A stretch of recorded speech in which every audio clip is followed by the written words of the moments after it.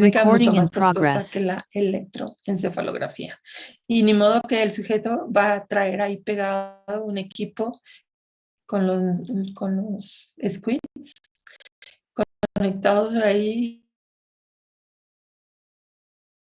y andar con tu ahí de detección, pues es muy caro, pero sin embargo,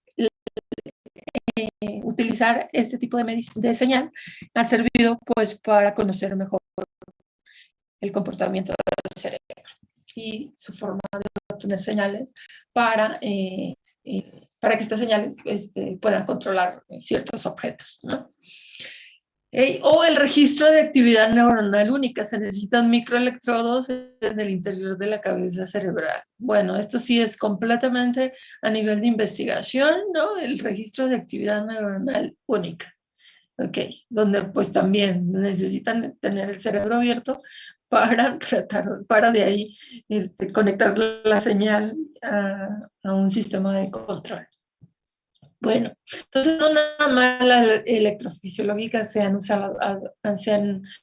utilizado para estas BCIs. También las hemodinámicas, donde la sangre libera glucosa para activar neuronas de una forma más activa que en zonas inactivas, ¿sí? Al igual que el electroencefalograma se activa en zonas, sí, aumenta el tamaño de la señal en zonas activas, acá también por el consumo de glucosa, ¿no? De la zona que está siendo activada. Entonces, para eso tenemos la resonancia magnética funcional, la espectroscopía en el infrarrojo cercano, sensible a las uniones carbono-hidrógeno, nitrógeno-hidrógeno, hidrógeno-oxígeno. Estos, pues, especies de sensores que se utilizan para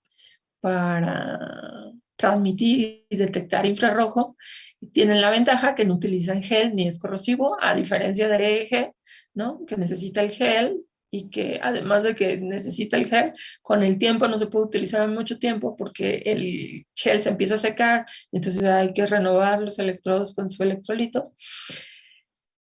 Pero se encuentra limitado por la lenta respuesta de la hemodinámica. Es más rápida la respuesta de la actividad eléctrica o de la actividad iónica a la respuesta de la liberación de la glucosa y la captación por ciertos centros. Ok, los tipos de señales de control. Hemos estudiado los potenciales evocados visuales. Estos potenciales evocados han servido como que son las modulaciones de la señal cerebral en la corteza visual. Han servido como señales de control o señales comando, ¿no? Para comandar el movimiento de cierto proceso mecánico. También hay otros que son los potenciales corticales cortos. Son cambios de voltaje muy lentos de las ondas cerebrales. Está la P300, que también ya la estudiamos, que son los picos positivos, debido a que se generan cuando hay un estímulo infrecuente. Y los ritmos sensorimotores. Son ritmos, como su nombre lo dice, que necesitan el movimiento de ciertos músculos para producir unas señales, y bueno, que están sincronizadas estas señales a actividades motoras. Entonces, los potenciales evocados visuales. Clasificación.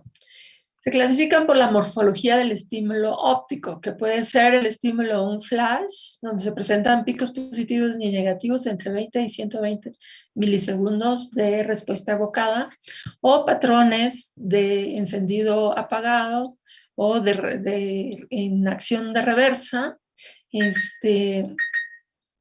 como puede ser el patrón de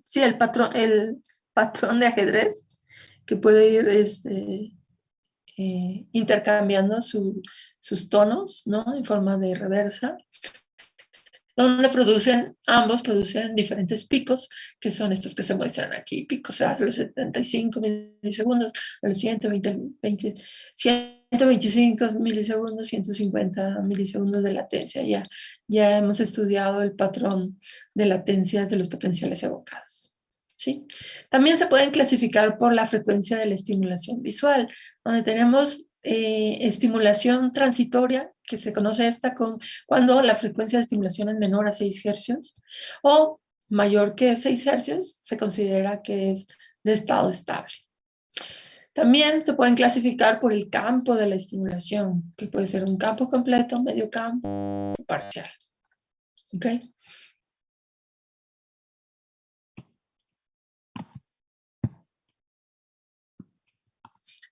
Luego tenemos los potenciales lentos. Son potenciales lentos porque tienen frecuencias alrededor de 1 hercio. Los potenciales lentos negativos se correlacionan con actividad neuronal incrementada. Los picos positivos coinciden con decremento en las células individuales. Puede autorregularse tanto por usuarios sanos o paralíticos. Es posible entrenar el potencial lento de tal forma que es posible mover el cursor vertical con la amplitud del potencial de onda lenta. ¿Sí? Entonces, con este potencial, con solo desear mover el cursor de una pantalla de una computadora, se producen unas ondas lentas que se captan y de esta manera, entonces la amplitud permite hacer el movimiento en forma vertical del cursor de una computadora.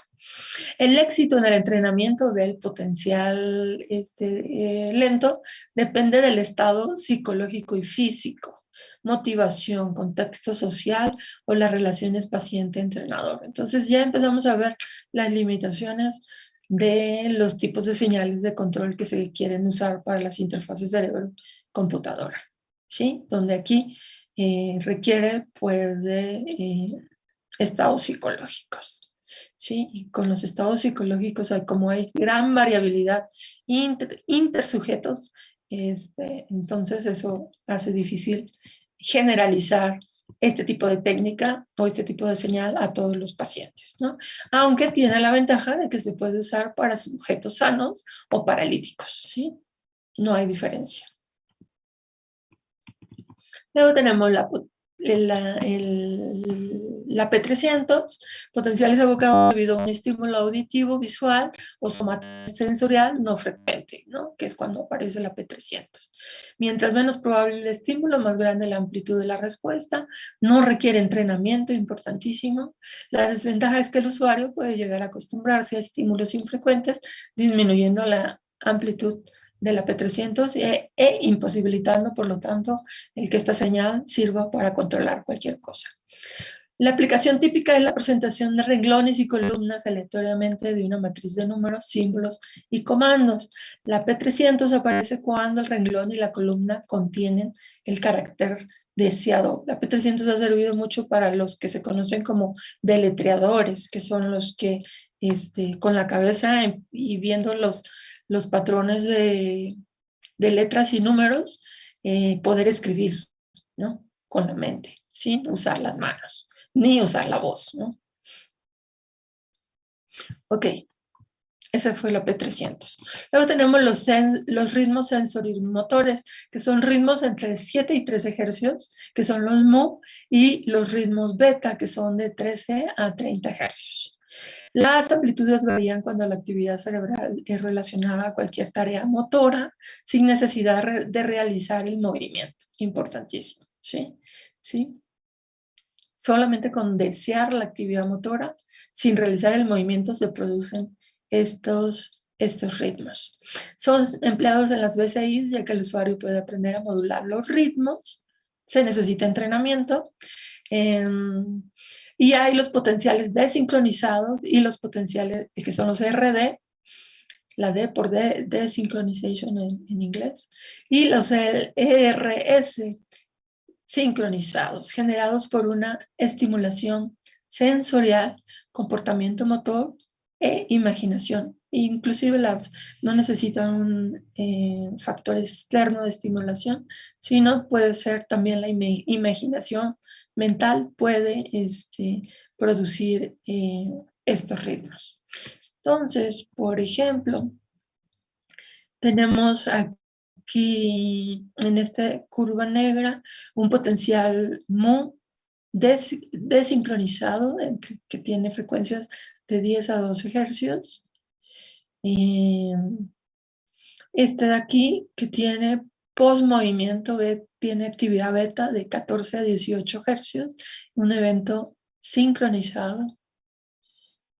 O acá este otro evento sincronizado que ya se va a frecuencias más altas que las beta, de 36 a 40 hercios. ¿Sí?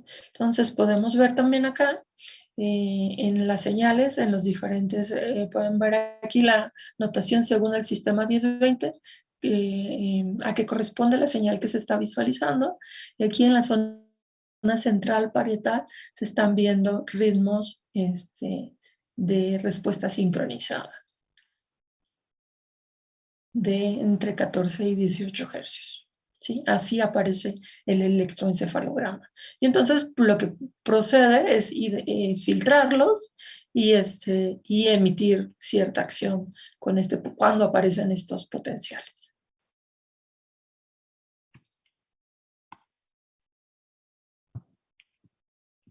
Entonces, estas son las señales que se utilizan. Luego tenemos los tipos de B6, que son los podemos clasificar de índole exógena o endógena, externa o interna, ¿no? Entonces, dentro de esa clasificación tenemos los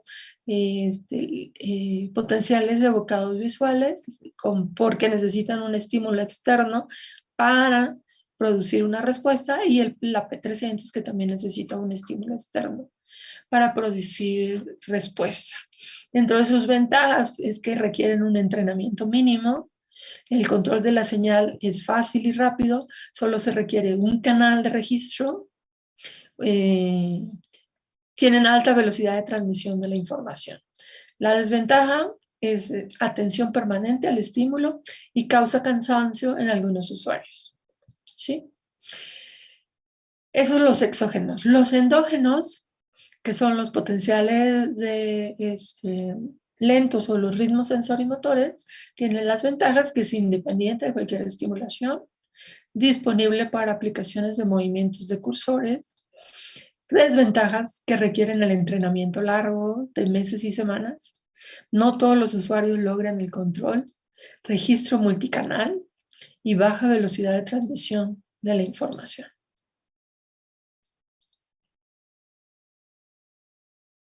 ¿Vamos bien? Sí, profesora. Ok, continúo. Sí.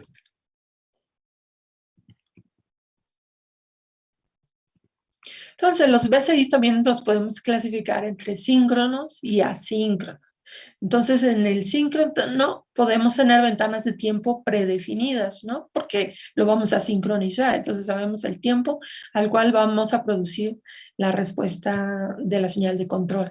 Y el asíncrono, continuamente se tiene que estar analizando las señales y detectando el patrón de interés. Entonces, las ventajas, pues es que en el síncrono es más simple el diseño y evaluación del desempeño. El usuario puede evitar generar artefactos, ya que puede parpadear o mover los ojos mientras las señales no son analizadas. Las desventajas: no ofrece un modo natural de operación.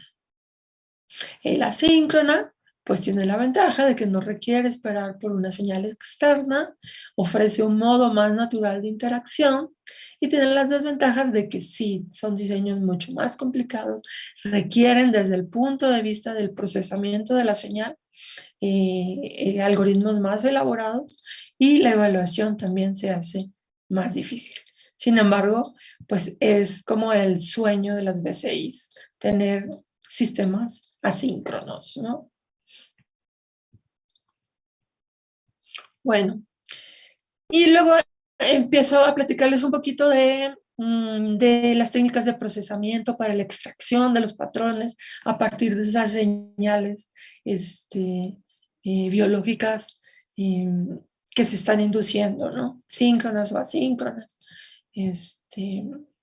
exógenas o endógenas.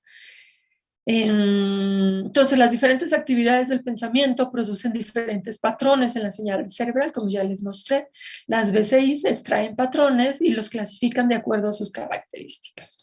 Entonces, pues hay una técnica de procesamiento que se estudia hasta a nivel posgrado, que es el análisis de componentes principales o análisis de componentes independientes, que es, una vez que ustedes tienen la señal, asumen que esa señal está formada por diferentes fuentes, y entonces, pues lo que se hace es que utilizan cualquiera de esas fuentes para controlar prótesis o no sé a qué esté conectada el sistema BCI, ¿no? La FFT, que ya han estudiado ustedes, que es la transformada rápida de Fourier, para pasar al dominio de la frecuencia, donde pues esta señal que para algunas cosas, la transformada de Fourier, que para algunas cosas puede ser muy útil para señales deterministas, es para detectar frecuencias en el dominio cerebrales que son aleatorias, pues actúa muy pobremente, ya que no es una señal estacionaria.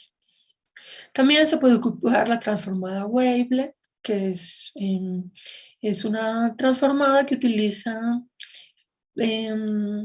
como patroncitos cortos, formas de funciones cortas que se van pasando por toda la señal y que el éxito de la transformada wavelet tiene que ver con que estos patroncitos tengan una alta correlación con el patrón que se va a generar en la señal electroencefalográfica.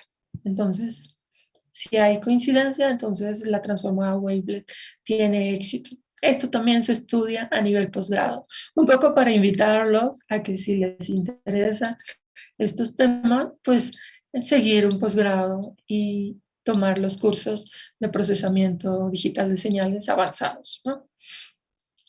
Luego está el análisis del subespacio estacionario, que separa los componentes estacionarios de los no estacionarios, ¿sí? O sea, en la señal electroencefalográfica suceden ambos tipos de comportamiento, estacionarios y estacionarios cuando se logra tener sincronía en las células piramidales, eh, las neuronas, las células piramidales gigantes del cerebro, de la corteza cerebral. Y entonces estas técnicas pues también separan dentro de estos dos componentes.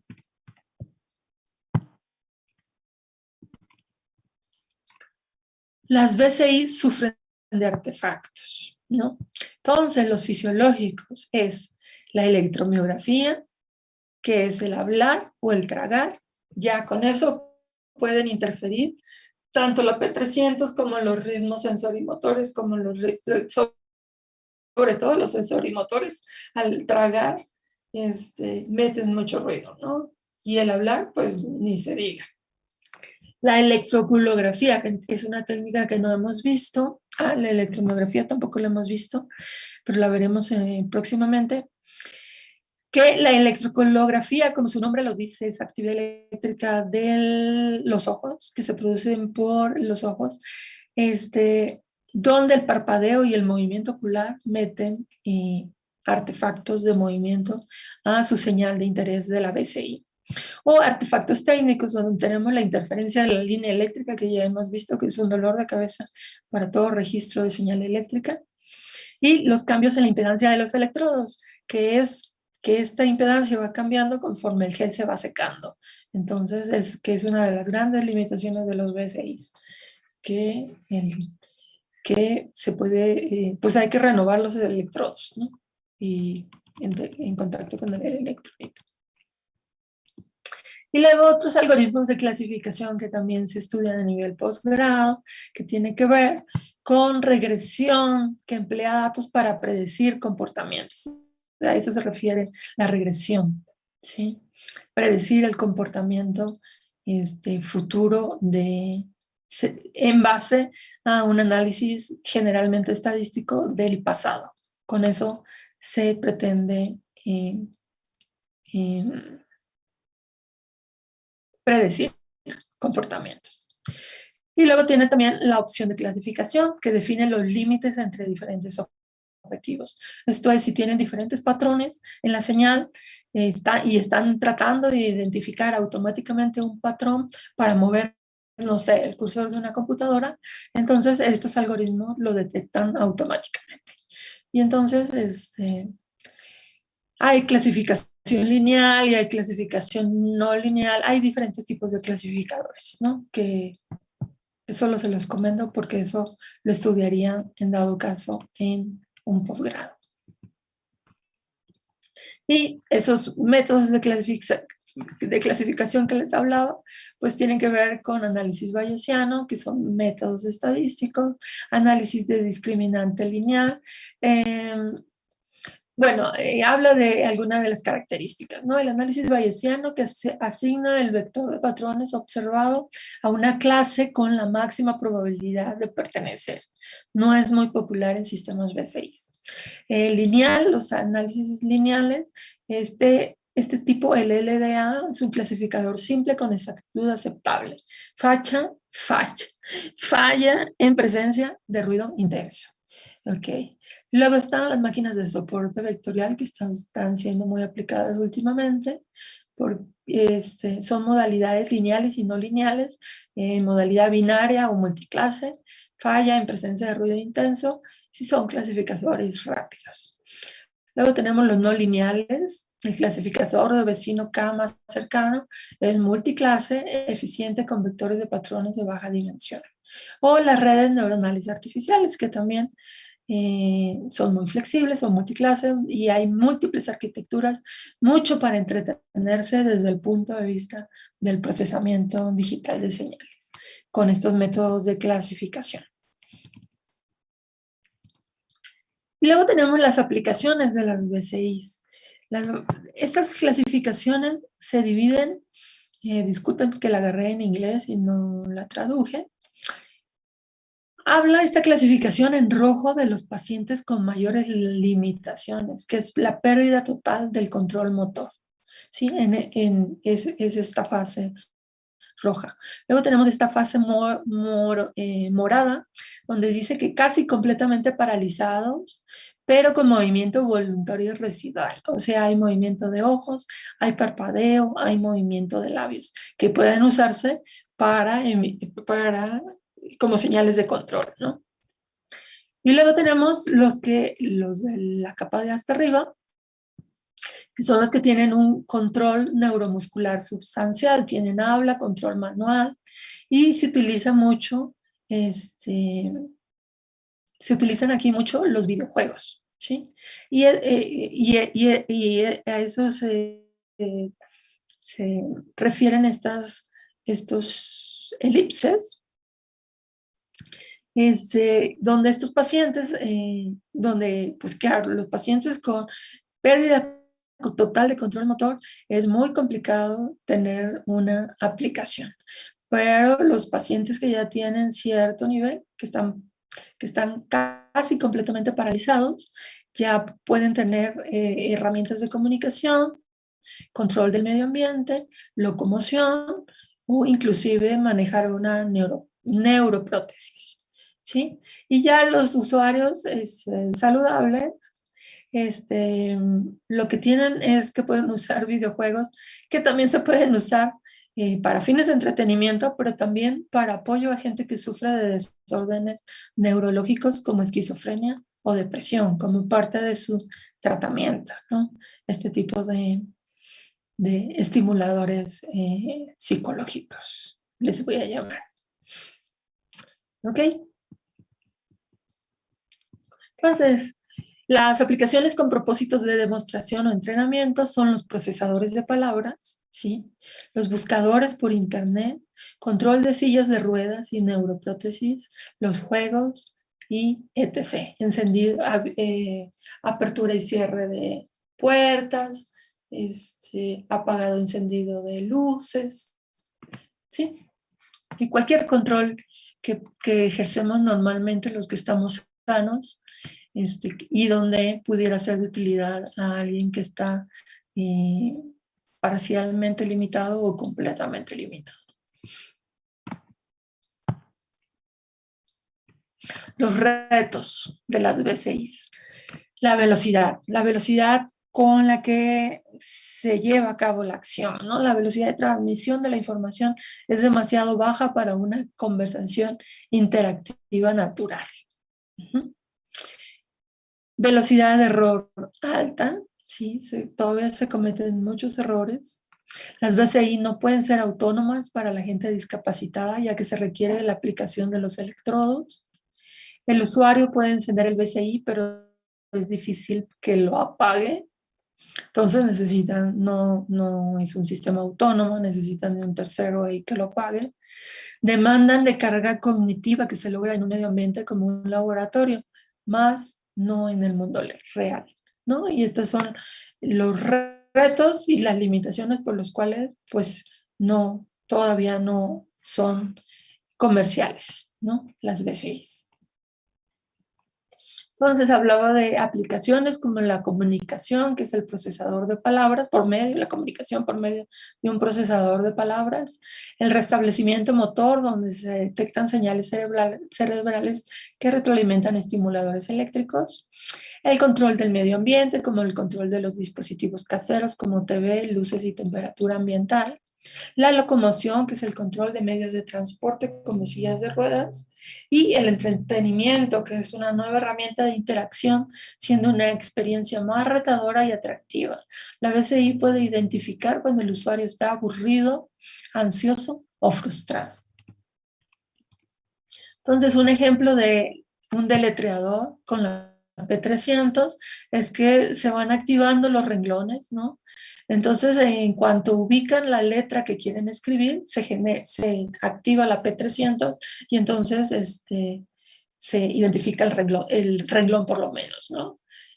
Luego, para identificar la letra, sucede lo mismo, se activan las letras y donde se activa la letra que se desea, se mueve, se genera la P300.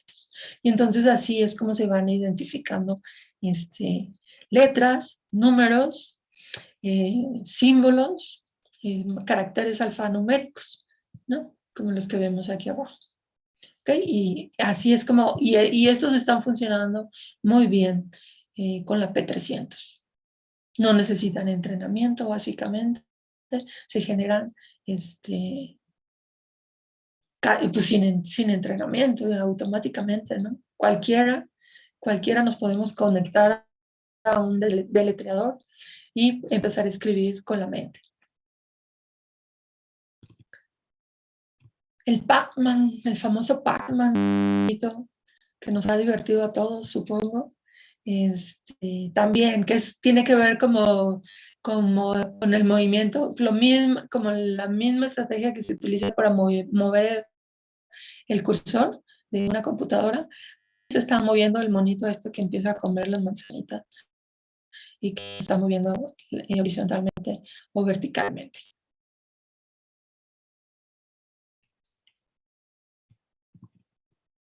Dentro de las aplicaciones médicas, con retroalimentación se induce la plasticidad, sobre todo en pacientes que han sufrido infartos, pues el tener como el cerebro activo produce plasticidad, la nueva generación de neuronas, más que la nueva generación de neuronas, la generación de nuevas conexiones para aliviar el problema dañado, ¿no? De las conexiones neuronales dañadas por los problemas de infartos generalmente o accidentes. Han servido entonces estas BCIs para la plasticidad, para mejorar la plasticidad. Mejora las habilidades del habla, manejo de emociones y dolor, tratamiento de esquizofrenia, depresión, dependencia al alcohol, pedofilia, evaluación del estatus en la salud y la enfermedad.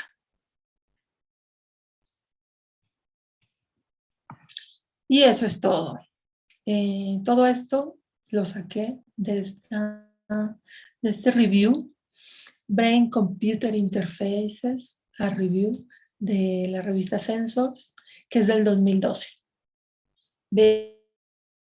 veamos los que están interesados en hablar de este tema, sus preferencias son, cuáles son los aspectos, los retos que les mostré anteriormente. ¿Cómo ven? ¿Alguien interesado en hablar? Ya unas compañeras de ustedes estaban interesadas en hablar de las interfaces cerebro-computadora. ¿Habrá alguien más interesado en hablar de este tema?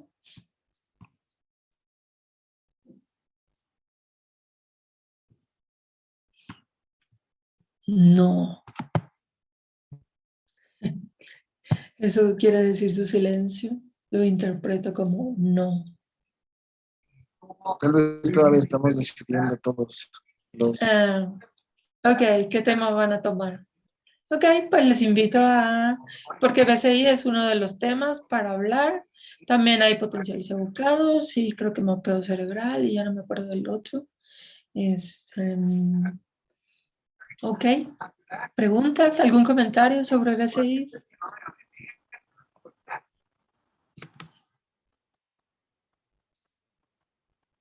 Ninguno. A mí solo me llamó la atención que con ese se podía hacer como lo del Pac-Man. Perdón, fue pregunta, no entendí. No, solo era Ah, como un comentario. ok, que te llamó la atención El del el Pac-Man. poder Sí, jugar, ¿no? Ajá, estar, sí, el pensar en mover horizontalmente y el Pac-Man caminando horizontalmente y verticalmente, sí. ese sí me llamó la atención. Ajá, sí, manejar juegos con la mente. Sí.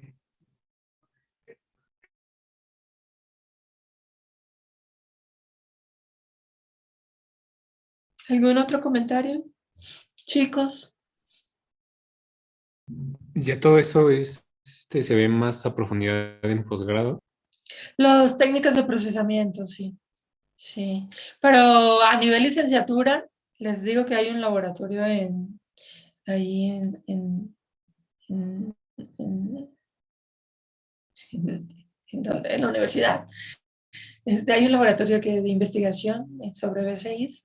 A nivel licenciatura se pueden también, si les interesa trabajar en el tema, también en los sistemas de las interfaces de control, ¿no? La parte de la instrumentación necesaria, no sé, para mover una silla de ruedas o para mover un control infrarrojo que encienda la luz o que se mueva el control de temperatura de un cuarto, así, ¿no?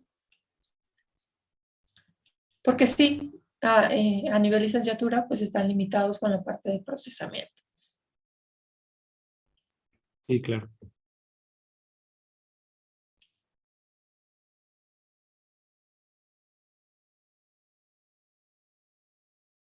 ¿Algún otro comentario?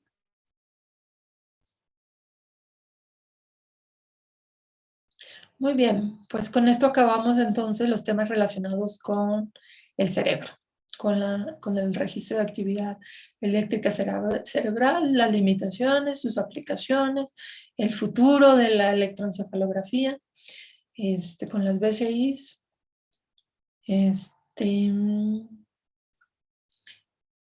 y empezamos con